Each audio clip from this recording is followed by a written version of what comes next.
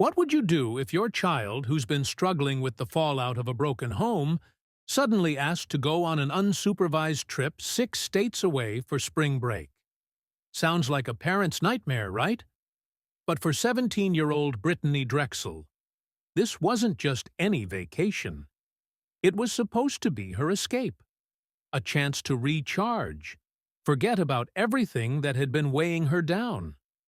But what was supposed to be a simple getaway turned into a nightmare no one saw coming.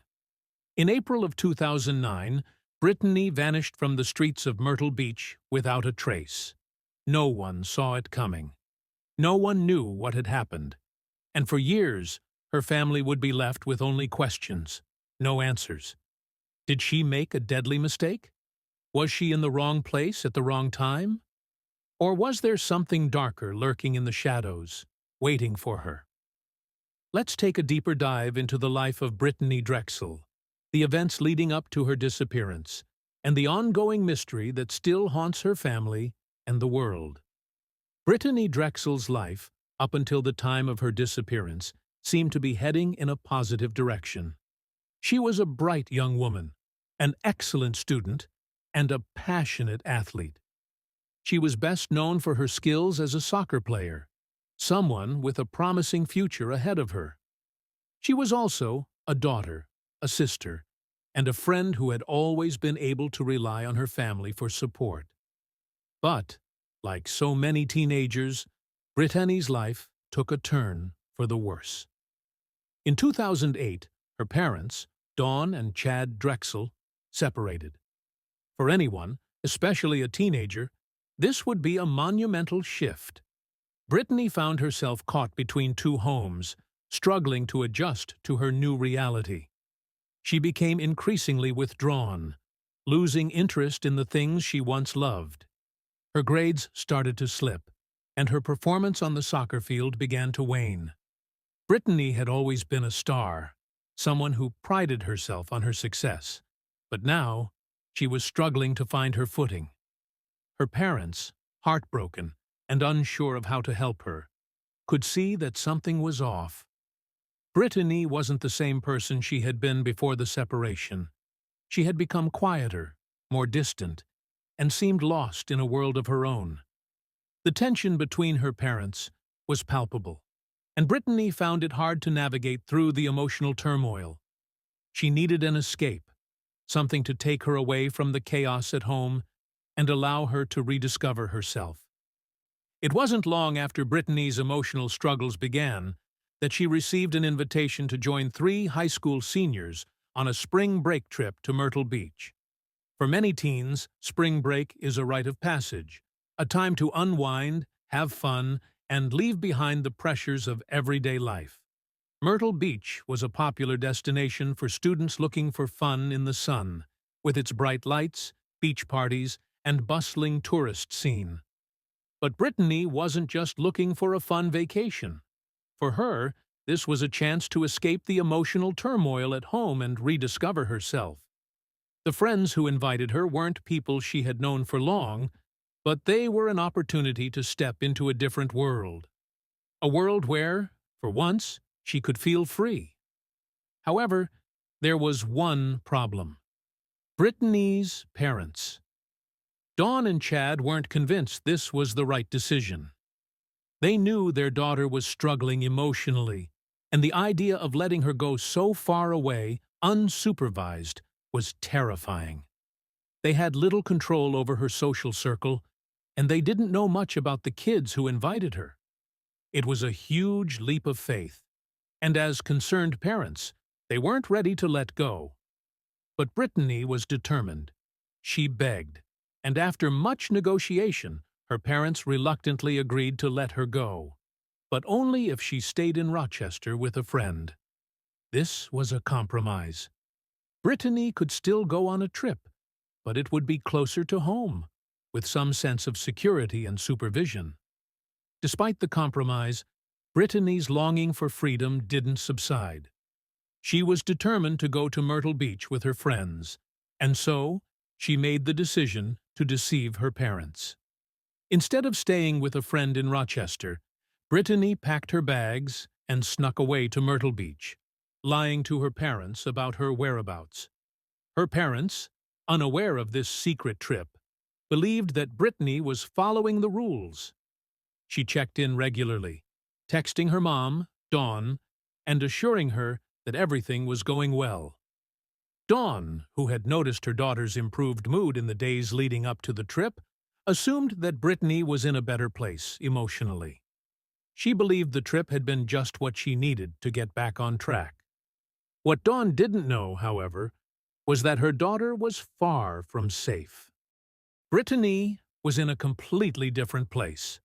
Myrtle Beach, a popular but chaotic spring break hotspot where thousands of young people flocked every year in search of fun. The city, while known for its bustling tourism scene, was also home to its fair share of danger, especially for young women in a crowd of strangers. But at that moment, Brittanee was still living in the bubble of youthful naivety, thinking she was just another tourist. April 25, 2009, was a bright, sunny day in Myrtle Beach. Brittanee had spent the day with her friends, enjoying the beach and the usual spring break activities. The plan for the evening was to meet up with her friends later that night. Nothing out of the ordinary. She was walking along Ocean Boulevard, taking in the sights and sounds of the busy street, when something changed. This was the last confirmed sighting of Brittanee Drexel. She was alone, walking down the sidewalk, the crowds of tourists and locals around her. Her friends had planned to meet up with her shortly, but when Brittanee didn't arrive at the designated location, they started to worry. They tried reaching her, but there was no response. By the time they realized something was wrong, hours had passed.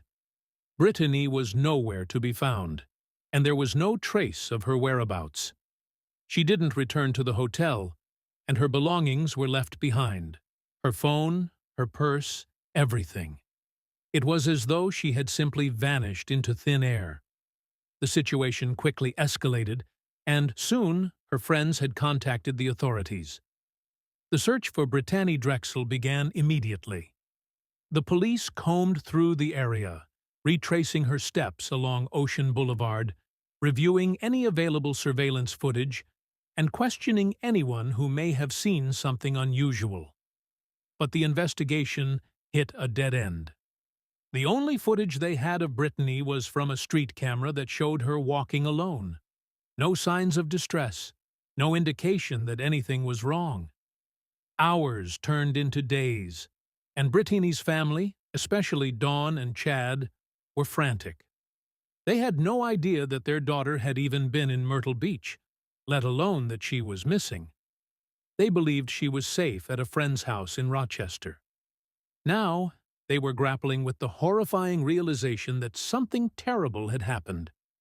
As the investigation ramped up, theories began to emerge. Was Brittanee's disappearance the result of a random abduction? Had someone taken advantage of the crowds, targeting her in the confusion of spring break? Or was this something darker, a planned abduction, a carefully orchestrated crime? With each passing day, the mystery only deepened. In 2011, the case took a shocking turn when Raymond Moody, a man with a violent criminal history, came forward with a chilling confession. Moody, a convicted sex offender, claimed that he had abducted Brittanee, held her captive, and then killed her. He said he had disposed of her body somewhere, but despite this disturbing confession, there was no physical evidence to support his claims. Why would he confess if he wasn't involved? Was he simply seeking attention? Or did he know something the police didn't? His confession added a layer of confusion to an already complex case. The lack of concrete evidence left authorities and the public questioning whether Moody was telling the truth, or if he was just another person trying to insert themselves into a tragedy they had no part in. Despite the shocking confession, the case continued to remain unsolved. Over the years, new leads surfaced and new suspects were considered. But Brittanee's disappearance remained a haunting mystery. Theories continued to emerge. Could she have been taken by a stranger, or was someone from her past involved? What was the truth? Today, Brittanee's case still remains open. Her family, especially her mother, Dawn, continues to search for answers. The unanswered questions weigh heavily on everyone involved. Was it a random crime? Or was someone watching her that night? Could Brittanee's disappearance be part of something much larger than anyone initially thought? For Brittanee's family, the pain has never stopped. Every year, on the anniversary of her disappearance, they remember her, not just as the girl who vanished, but as the daughter, the friend, the person they once knew so well. The hope that one day they might get answers has never completely faded. But as the years pass, the likelihood of finding out what really happened diminishes. The question that lingers is this: could anyone have seen the warning signs before it was too late? What really happened to Brittanee Drexel? Even after all these years, the case of Brittanee Drexel's disappearance remains one of the most chilling and unresolved mysteries of our time. We are left with questions. Was she abducted by a stranger? Did someone she know play a role? Or is there a deeper, more sinister story waiting to be uncovered?